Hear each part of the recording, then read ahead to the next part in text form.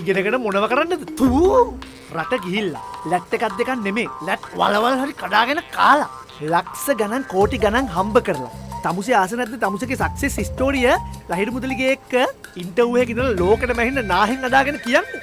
අනේ අයි මට එහෙම ඕනේ අයි. මට ඕන රට ගිහිල්ලා ඉගෙන ගන්න. එතකොට මෙතනින් රට ගිය කවුරුත් ඩිග්‍රී අරන් නැද්ද අයි? ඒක ගිහිල්ලා අහගනින් ඔබ රාමනාදන් මහත්තයාගේ. ඵලයන්කෝ. උඹට හොඳට කියලා දෙයි. ඵලයන්කෝ.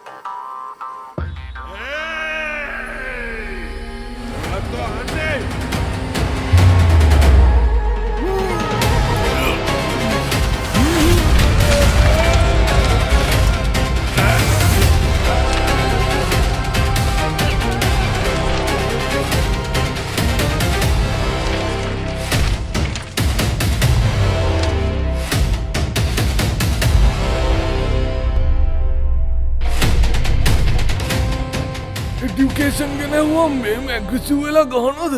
what the hell? ඔයාලා මාර ටොක්සික් නේ. ජෙන්සී එකේ තරුණ හදවත් වලට ආමන්ත්‍රණය කරන්නේ මෙහෙමද?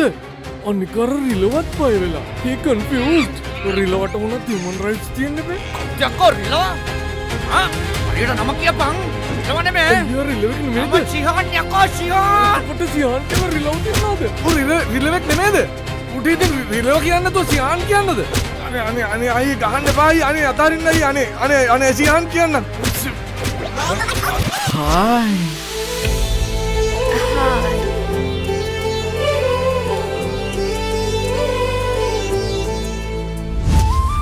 ඔයා මොකද මෙතන කරන්නේ? මං රට යන වැඩේ බලන්න ආවනේ. ඉතින් ඕකට බෙල මිරිකගෙන ගහන්න ඕනේ. ඒක තමයි මාත් මේ